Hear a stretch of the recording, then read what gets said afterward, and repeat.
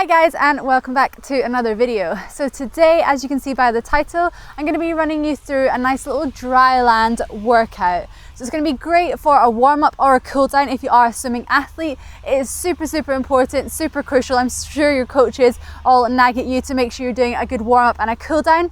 So we're going to do that today. It's going to be a nice short 10-minute warm-up or cool down. You can use it for either one. But yeah, it's going to be working on really great for swimmers, really focusing on some shoulders and hip mobility, which is really crucial. If you are a swimmer, you will know that those are kind of trigger areas for injury. But yeah, we're going to get straight into it. I hope you guys enjoy. Remember to hit that like button if you want to see more swimming workouts or more swimming analyzing videos. And of course, if you are new, welcome to the family, and please do hit that subscribe. So yeah, let's get into the video. Okay, so starting at the top of your mat, or if you don't have a mat, if you are on poolside, just make sure that the surface is nice and dry. So what we're going to do here is walking our hands out. Keep your legs as straight as possible up into a high plank. Don't let the hips drop. We still keep the core engaged here, and walking back up. So this is a great one for really warming up the calves and the hamstrings here as we rock our way onto our heels, standing up nice and tall and bringing it back down. Nice. We'll do 2 more of these. Really try and keep those legs straight as we hinge at the hips, dropping our weight down. Keep those shoulders in line with our chest and straight back up into it.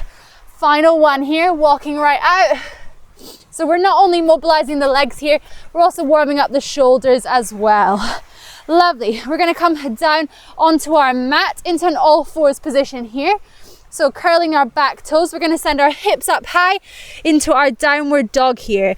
Because this is for a warm up or a cool down, we are going to keep these exercises nice and dynamic. So here, as you can see, I'm just rocking my hips from side to side ever so slightly, dropping those heels down one at a time, down to the mat. So as you stretch those arms out, really think about opening up the chest, sinking the armpits down to the mat. As we keep our hip bones up nice and high up to the ceiling and just pedaling it out here with our heels. If you do feel any tightness in one side, feel free to hold it. Big inhale and exhale out. Then rock it back again. Good. Don't worry if you do feel that one side is tighter. As I said, just spend a little bit more time on that leg if you need to. If you need to rest out, rock the knees down and then join back in again. Good. We'll just have a little bit of stillness here, just sending those heels down to the mat as much as you can, sending that chest down to the mat too, relaxing the head, no tension in the jaw here. One big inhale and exhale out. Good. Come back down onto our knees. What we're going to do here is from our high plank position, make sure those shoulders are in line with our chest. We're going to step our left foot forward.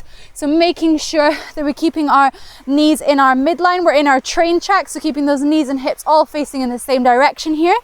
So if you need to, you can bring your hands down to the mat to stabilize you, but try and keep that chest nice and proud, shoulders back, eyes looking forward.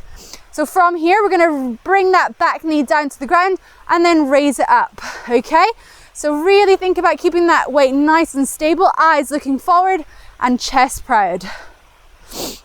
As we bring that knee up off the ground, we're really stretching this back hip flexor here.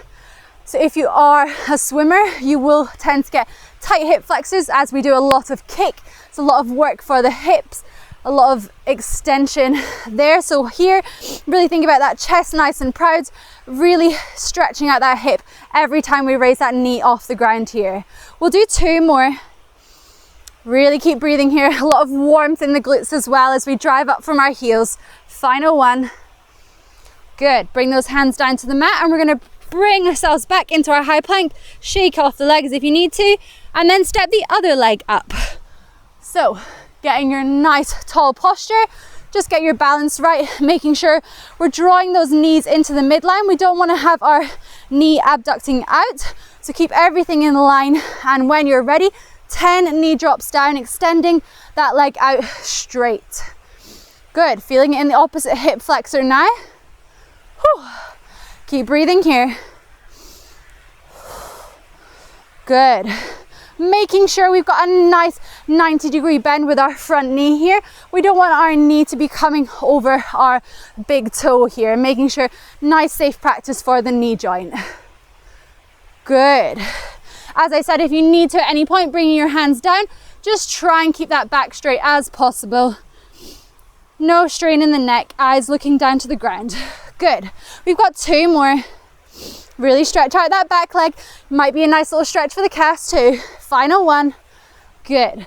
Bring those hands back down, stabilize yourself and back into your high plank. Shake it off. Okay, we're gonna come onto our kneeling position, bringing our left leg forward here. So again, nice 90-degree bend. Make sure you're nice and grounded through that front foot. So what we're going to do is a little bit of balance work here. So again, imagine those train tracks on the ground below you. Those hips are in line. We're not twisting our torso. We're engaging that core, sucking that belly button into our spine, making sure nice, tall, upright posture. So with this here, we're going to grab onto our back leg, onto our ankle, and drawing the ankle to our buttocks. So from here, keeping that nice, tall posture. Again, you're going to feel that quite a deep stretch down our hip flexor and into our quad of the leg that you're holding onto, okay? Whew.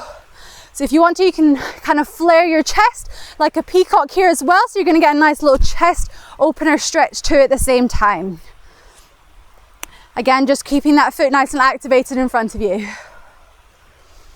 Breathing here for 5.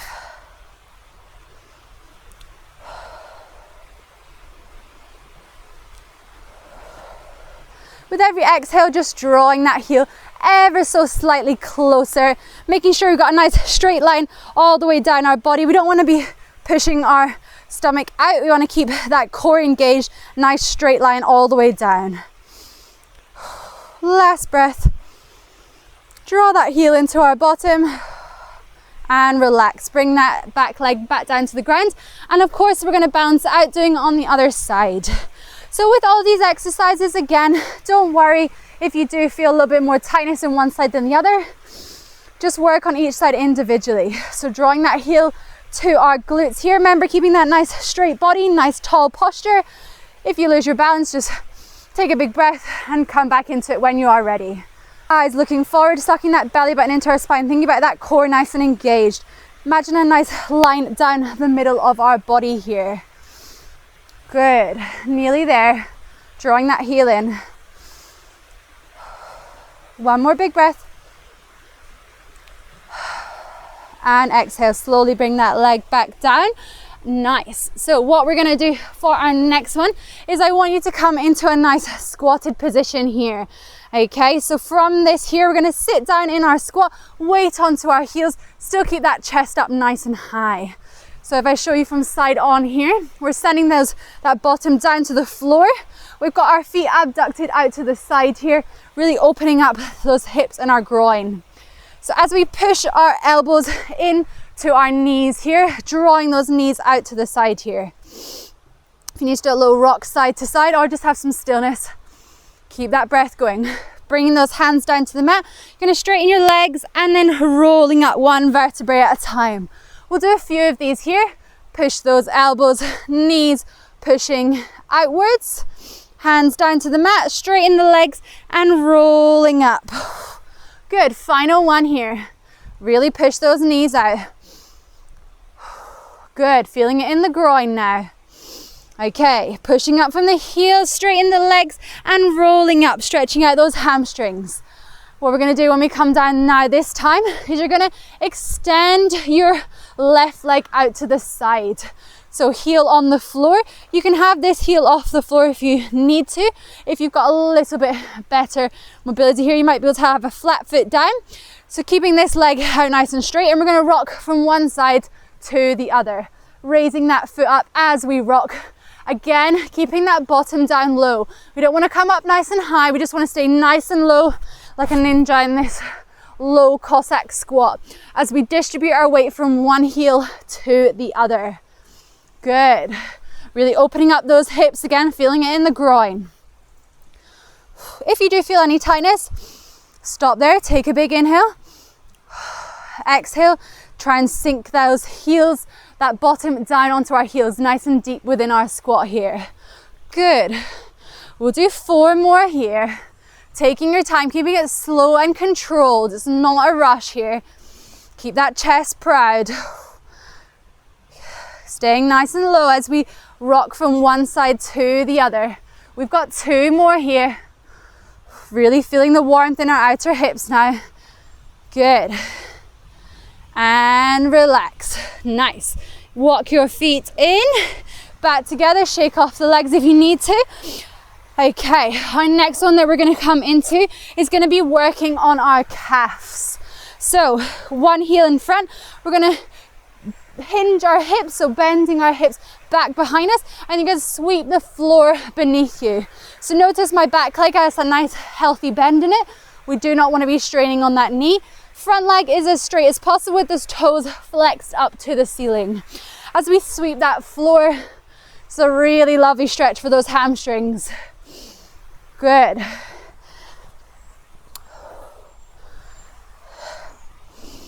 Keep that back as straight as possible as we sweep the floor beneath us, digging that heel into the ground. Good. Just notice where you feel the tightness here. Is it in your hamstrings? Is it in your calves? Are you struggling with your ankle mobility here? Just noticing and listening and being in tune with your body. We'll go back once more. Again here, noticing this is also a dynamic stretch. So great for a warm up, but also good for a cool down. Doing static stretching is good, but we want to lower that heart rate slowly after we've done a training session in the pool. Rather than doing static stretching, we want to make sure that we keep it nice and dynamic, still improving our flexibility and our mobility, but keeping our muscles moving as we do the stretches. Okay. Final one there. Lovely. We're going to work on a little bit of our upper body now. So that's a really great section there for working on the lower body for the hips and the hamstrings. So coming down onto your mat in our all fours position here. If you are a swimmer, especially a butterfly swimmer, you will get very sore shoulders as it's pretty intense on your shoulders. So in our tabletop here, make sure those hands are nice and grounded, knees grounded into the floor. We're going to have a nice straight back, relaxing your neck, looking down to the floor. You're going to take your right hand off first, thumb leads, and then you're going to turn your pinky, keeping it as close to your body as you can. And then bring the back of your hand to the middle of your spine here, and then back in reverse, pinky, then thumb, back down. We're going to do a few of these on each side. Just again, keep that core engaged. We don't want to dip our stomach down to the floor. Keep that nice flat back. And also we're just working on the shoulder mobility here. So as we do these circles here, we're trying to improve the amount of movement we can get within that circle joint. So really stretching those fingertips out, around as far as you can, painting a big circle as possible, touching that midline of our back, and then back in reverse. Once you've done a few on that side, move on to your other side. Thumb leads, pinky turn, then back of the hands on the midline of the back, and then back into reverse. So as I said, don't let your hips just rock. Keep that core and torso nice and controlled, so that we're solely working on our shoulder cards here. Okay, thumb, turn. So not only are we working on the mobility of our shoulders here, but we also are actually working on a little bit of strengthening for those rotator cuffs. Okay, final one, pinky, thumb, back down to your mat. Good. Roll out the shoulders if you need to. Don't worry if there's any little clicks there as we're moving our shoulders. We're just getting those mobility within our muscles there. So what we're going to do now is coming on to our back here. We're going to have our bottom on the ground, fingertips pointing our heels, and from here I want you to really flare your chest as we look up to the ceiling. Okay, so we're going to push up like a reverse bridge, push up from our heels, eyes looking up, and then rolling back down. Okay, so as we drive those heels up off the ground, we're really opening that chest, looking up to the ceiling and back down here.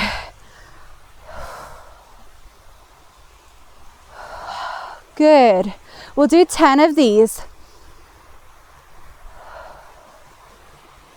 Exhale as you push up, push that chest, flare your chest as high up to the ceiling as you can, really opening up the front of our shoulders here and also opening up our chest and stretching those pectorals. Good. 4 more. Keep it nice and slow and controlled.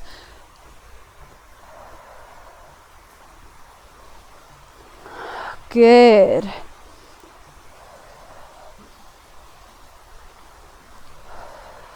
Two more here.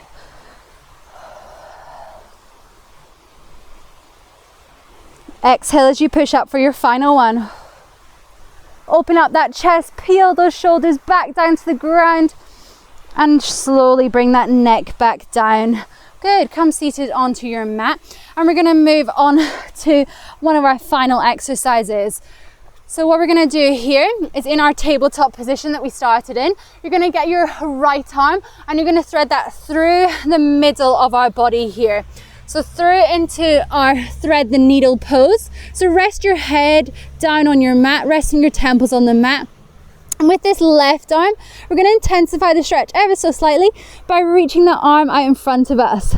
So this arm here, you're going to be really feeling this in the lats. So just here in our back, which again is a very common area. It's very used muscle within swimming as we do that pull and catch phase in freestyle and in butterfly.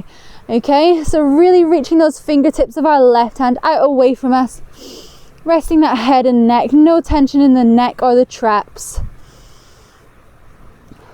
Really let that chest melt down to the mat. Let the hips just relax. They're fine being up towards the air in a puppy pose variation. One more big breath. Good. Bring that left hand back and then slowly roll that hand back into tabletop here. And we're going to do the same on the other side. So threading that left arm through, nice torso rotation here, nice thoracic rotation of the upper back. So once you're comfortable with that left hand and you've got those hips square facing down to the mat, stretch that right arm up in front of you. And then remember, grounding those fingertips, really think about melting that chest down to the mat. Really feeling that deep stretch within our lats here. Good. Still keep that nice rotation. Try and not twist your body down towards the floor too much. We still want to keep that rotation, so eyes looking to the side as we reach those fingertips out in front of us to get the maximum stretch as possible. Really lengthening out those muscles that we've worked hard today. Good. And come back up to our tabletop. So our final one that we're going to do today is bringing those fingertips out in front of you in line with our shoulders. Another great one for the upper back and the lats. You're going to relax your head down to the mat, keep your hips up high. And we're just coming into our puppy pose here. So really let that chest melt down to the mat. Let those shoulders and the upper back widen. I want you to imagine a nice panel over the top of our back here. We're letting that melt down to the floor. Good. From here, we're going to do a nice spinal wave. So you're going to take your lower back as it curves up in a cat-to-cow curl. And then we're going to bring those hips down to the floor and bring that forehead down to the mat as well. From here, we've got our fingertips nice and grounded in line with our chest. We're going to push away from the floor. Imagine we're doing like a push-up, but just bringing that upper torso off the ground. So still keep those hips down on the mat as we're in our nice cobra position here. So keeping that upper body pushed back, pinning those shoulders back, chest nice and proud. And we'll come back down, face down to the mat.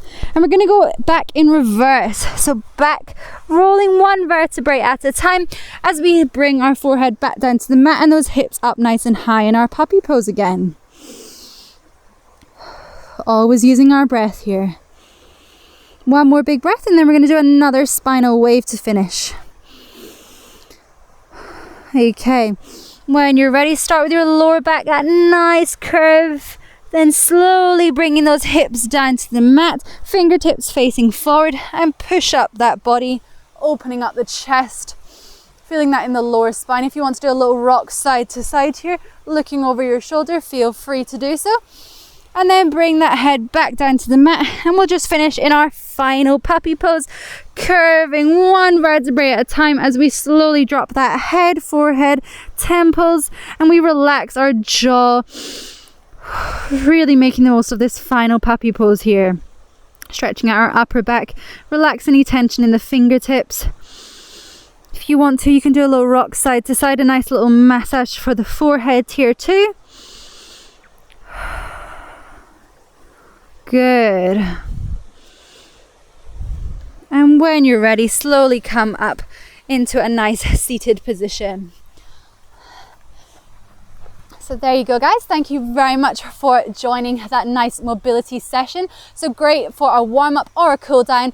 Definitely something to do on poolside or when you get home from a hard work training. Trust me, it is so important to make sure your body has that treatment before or after a session to maximize your progression, not only in your sport, but also just to make sure that you get the most out of it. You're repairing your body and you're looking after your body so that it can perform as good as possible within training and of course when you compete. But yeah, thank you guys for joining me today. I hope you enjoyed. If you did like this video, please do comment below any other workouts you'd like to see that would help your training, that perhaps as a coach yourself you would like to give towards your swimmers, or if you'd like me to do some more based in the gym, specific exercises that would help swimmers with specific strokes, then please do let me know. But yeah, remember to smash that like button and subscribe if you are new, and I will see you very soon. Bye.